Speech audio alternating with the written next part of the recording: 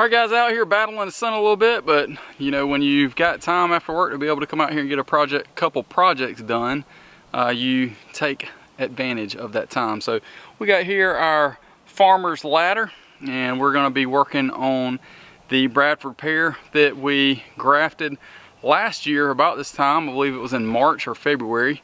I'll check my dates on my tags in regards to when I did those grafts here in just a little bit. But we're going to prune this down, kind of show you exactly what growth we had in 1 year's time and how you might be able to incorporate some fruiting pear into your Bradford pear that maybe you want to cut down or get a bounty on through your cooperative extension. This might be an alternative, it might not, but it's just an idea. Let's see where we get. Dean Family Acres.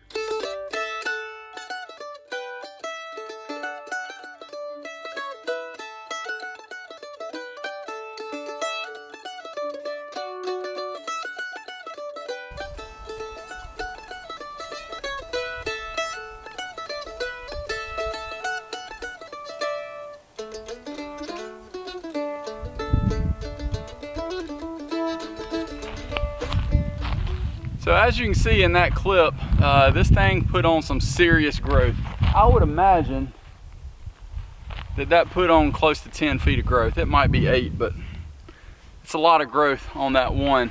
And I mean, it is a solid branch now. We definitely want to prune that back, as it looks like it took a large majority of our vigor from last year, or it could just be the variety. So we're gonna kind of work this tree down a little bit, kind of prune it, and see what we can come up with. You can see that some of these are already starting to leaf out, so it's a little bit late for us to take cuttings, but that's totally fine. This year our main goal was to prune it down, and I've got a couple other varieties that I'm thinking about grafting this year that I'll get out here and do pretty soon. Not sure if they'll go on this tree or on another one, but we're going to try and incorporate that in a couple different ways. So here we go. Let's see if we can kind of eyeball exactly what we want to do, how we want to prune it, and shape it a little bit, and then we'll get up here in our farmer's ladder.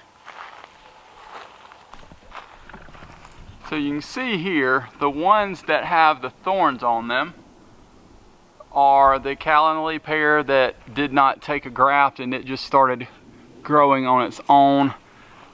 Basically this branch here is the main one, but there's also, not that one, but this one here is another one that definitely did not take, and you can see just how that has done.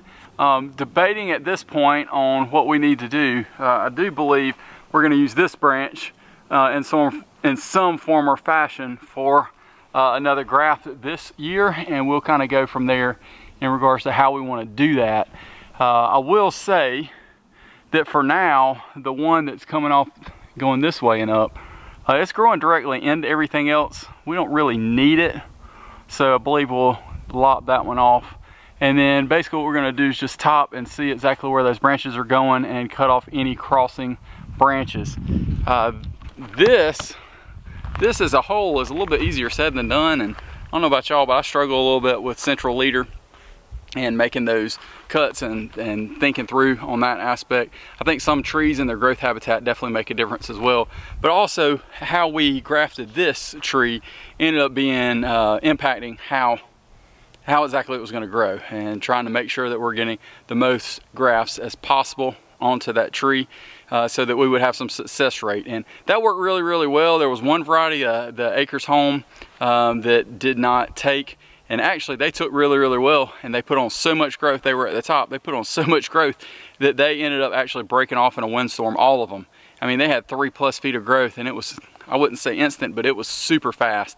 And I should have really gotten out here and kind of topped them to put a little more bulk and put that energy into the graft instead of just putting that growth headed up. Those were all bark grafts that we did have the fail on, and I did put a little pin nail in each one, but they still broke off. So I think again it was just too much growth, and with them being wispy, as much growth as it put on early.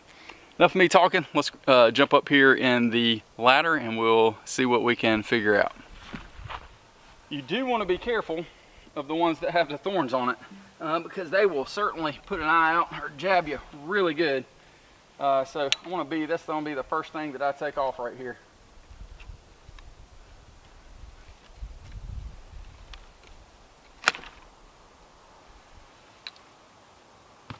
Got some other growth coming off here, off of the trunk. Break that off. You want to try and cut these as clean as you possibly can. I think for now, what I'm going to do is I'm just going to top this one here, because I know we're going to use this in some form or fashion for a graft, but we'll see exactly how we end up doing that. But that'll get some of that growth off the top there. Ooh, don't get me. Okay, that opens that up a little bit. Trying to figure out growth on that. It's just insane.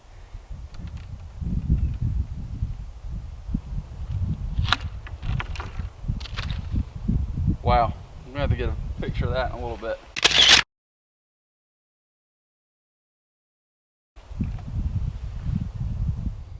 All right guys, up here you see we took this Calendly out, and we also topped this one. I can't remember what that variety is. I'm gonna have to look here in a little bit, but there was just extreme growth there on that one.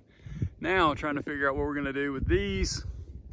And as you can see, these are all the same variety. This is LeConte, and you've got 1, 2, 3, 4, 5 grafts that all took. And this one's obviously the strongest, but it's also growing straight into the center. So I think what we're gonna do is just start by thinning out any of these in here that are just crossing over, something like this, and we will then figure out exactly what we're gonna do next. So you see how this one's kind of bent over right here. We will just go ahead and cut that. And again, that might not be permanent, but that's what we're gonna do for right now, just to get that out of the way, and we can kind of decide what we wanna do with these other limbs. And some of these aren't leafed out yet too, so we might be able to still make a graft or share these with others. So I'm gonna put the camera down and just start working each one of these and thin it out.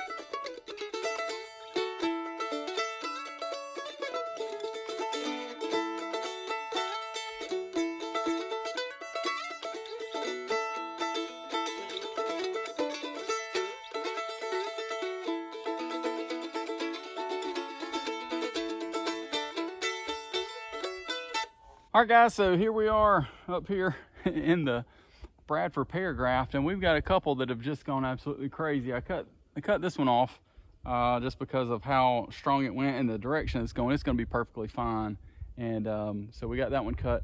These two here are both LeConte, and we got 1, 2, 3. We had 5 LeConte that, and I hope I'm pronouncing that right, but that took, and these two are growing towards the middle. So I'm going to take both of them completely off, even though this was probably the second most vigorous. These other ones were doing really, really well, and I have stabbed myself with a Bradford or Calendly. Look at that bad boy. Woo! Ow! So we get a little bit bigger, better angle and bigger loppers / saw to cut these back. And as you can see, we've kind of just topped all of these for growth to be growing out. And we just got one more on this other side that we got to figure out exactly what we want to do. But in regards to angles and spacing, that kind of thing, I think we're looking pretty good here. These two of the Calendly that we left, we're going to graft onto these just because of the angle. There's nothing else coming out over here. I just went ahead and topped them for now, and then we can probably do a bark graft or might do a bud graft as well. We'll see what we come up with. Still calling for a little bit of freezing weather here in the next week. But once that's over with, I think we'll be good to go ahead and get out here and put a graft on. In all honesty, it'll probably take fine right now. But we'll make it work the way it is. And we got a couple other branches kind of going all over the place at this point, and they just debate, do I want to keep them for future scion wood, just growing all willy-nilly, or do I want to cut them and then try and maybe see if we can train them going that way. So we'll go from there. All right, guys, so hopefully that made sense as we were up there kind of thinning those out and shaping them. Now we got to get that bigger saw to be able to take those 2 LeConte out and leave the 3 that are doing primary. I'm going to kind of do a walk around before I cut those other big ones out and just let you guys see exactly where we grafted, how things took. What didn't take, we kind of showed that earlier, but I think now that we've pruned it back a little bit, it's a little bit easier to see. So we'll kind of go from there. Definitely make some comments down below if you grafted a Bradford or know someone else who has, how it's gone, how long it took before getting fruit, that kind of thing. Those are the questions that we keep getting from multiple people after they're super surprised that we actually made a Bradford slash Calendly, actually Callerly. I don't know why I always say Calendly. That's where you schedule appointments with people. Callerly pear, that's kind of a tongue twister too. How I actually made it useful.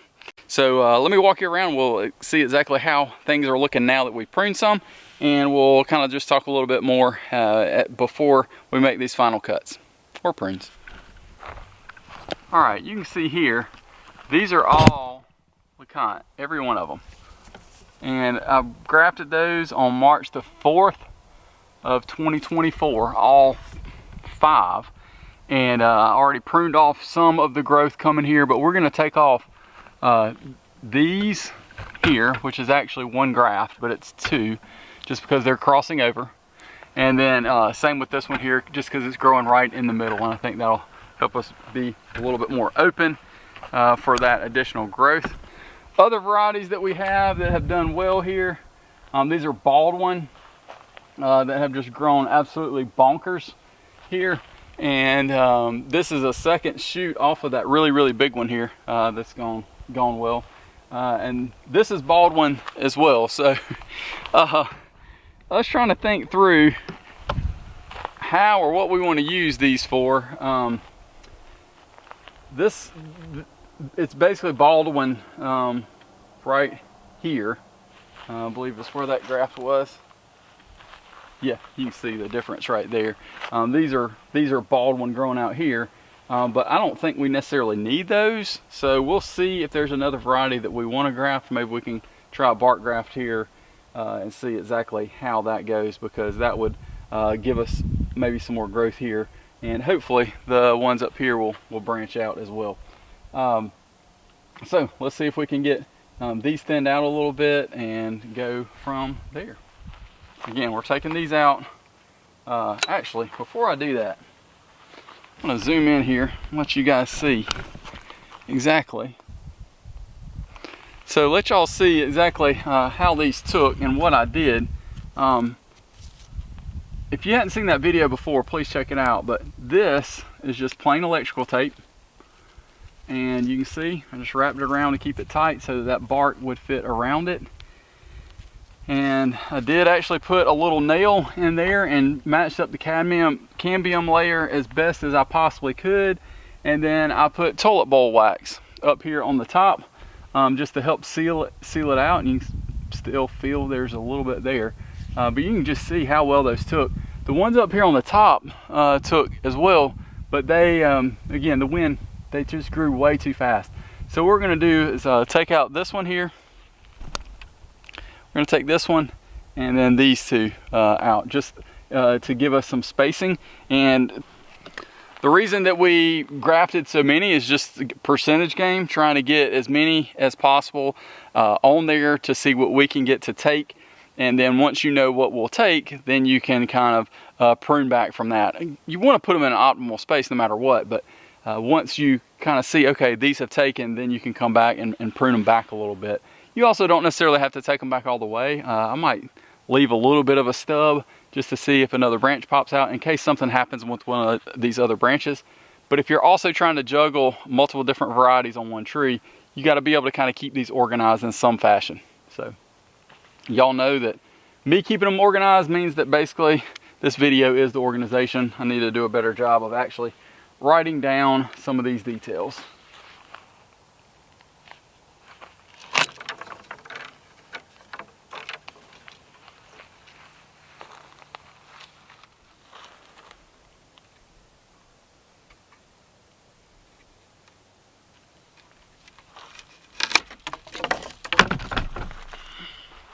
Alright guys, so hopefully you're able to get a little bit of an idea on the shape. This thing looks like a crazy scarecrow with our arms hanging out down here. I think what we're going to do is actually this arm here, you can see that it's trying to leaf out here at the bottom, and we're going to try and prune that there, so hopefully we'll get some vertical growth instead of it just looping down a little bit. And this other one here, I'm just going to leave it for now. It's a bald one, but it the other two major branches that we got doing growth are bald one as well. So again, we might end up grafting that one. So here we go. Let me see if I can figure out what that other coming off is and how we want to work with it too.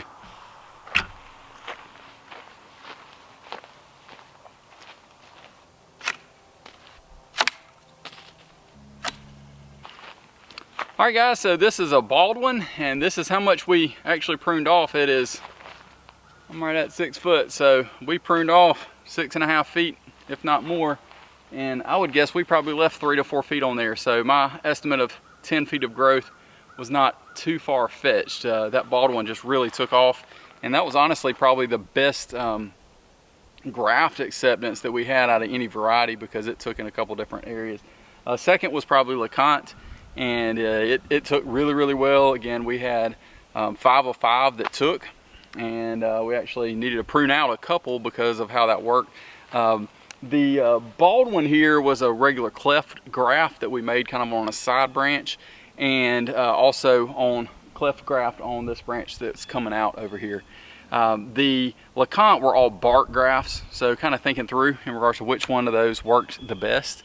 And then we also had some pineapple pear, as well as a sugar pear that we got from Ronnie over at Early Bird Farms SC. So the other ones we actually got from a couple other folks through some Facebook groups and that kind of thing.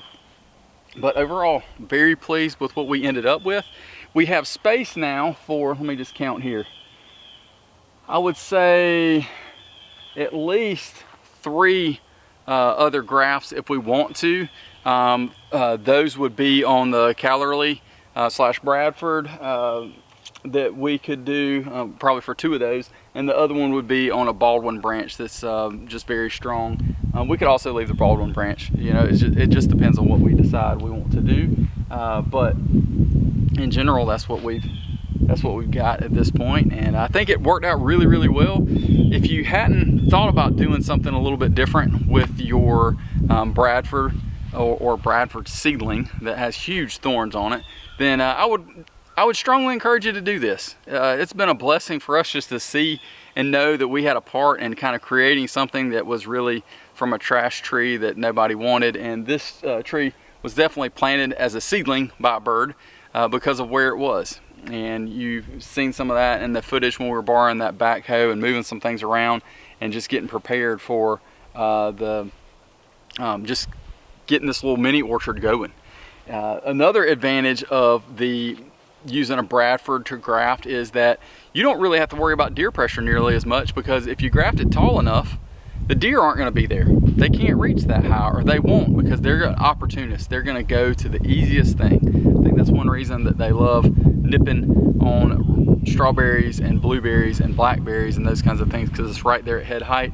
And same for the muscadines. You know, it's kind of when they're coming up, or just when they're leafing out. Once they get out, they usually don't mess with them a whole lot, but they're really opportunists. So thinking about that in regards to planting a tree versus, hey, I've got this Bradford in the middle of a field that was planted by a bird, try grafting on it. You never know, and it's a great skill that you can always use in a variety of different ways, and can also save you some money, because y'all know we love saving a little bit of money. And you can always buy, I mean, if this hadn't, and honestly this top portion is still reasonable, it's starting to leaf out, but if I had you know, come out a month earlier and cut this off, I mean, there are people that sell these, you know, foot-long piece for $5 or $10 depending on what variety it is and if it's super rare or not.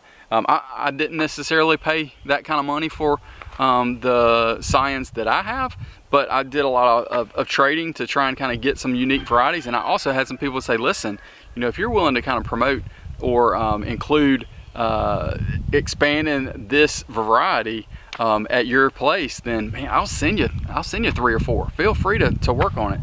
The other cool part is that you don't necessarily have to use that whole 1 foot stick in one graft. That one stick could be, man, look how many buds are on that. All it takes is one bud to be able to take. So in reality, depending on what kind of graft you're doing, you might end up with anywhere from 2 to 3 to 5 to potentially 10 if you got 10 buds in a 1 foot scion. So kind of think through that in regards to when you're ordering, looking, and you're like, man, that costs a little bit more than I'm thinking. You might not want to necessarily try that for year one, but in regards to once you get a little bit more experience, you have some success, I would encourage you to do that. Branch out, get some unique things for your area, and it doesn't have to be something that you can find right at your local box store. You definitely have lots of other options.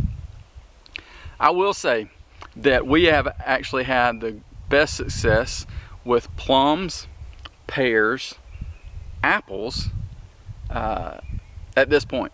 Those have been kind of the primary things that we've had the best success with for grafting. I'm still a failure at trying to graft a persimmon. I've tried and tried. I know that the leaf needs to be the size of a mouse's ear. I just can't get it to take. So if you have trouble grafting a particular variety, what you could do is possibly graft a pear and grow it out and then trade for that persimmon, or you could just go out and buy the persimmon. I will say that persimmons do tend to grow a little bit slower traditionally than especially something like 10 foot of growth from a Baldwin scion, pear scion. But it's something that you want to think forward in regards to planning out your property and your layout. As they always say, the best time to plant a tree was 20 years ago, and the second best time is today. So I'd encourage you to do that. And if you did find this video useful, don't forget to like, share, and subscribe. And when you subscribe, don't forget to ring that bell like. That's right, Mike Tyson did in the 1980s. Thanks so much, guys. Y'all have a wonderful and blessed one.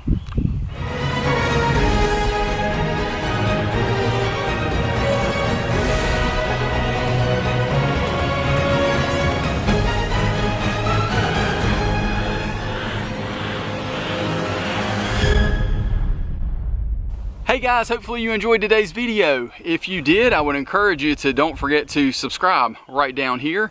And you also could check out more videos very similar to this. Over here is going to be the video in regards to when we actually grafted this Callerly/Bradford pear. And over here is going to be a playlist about different fruits on the farm.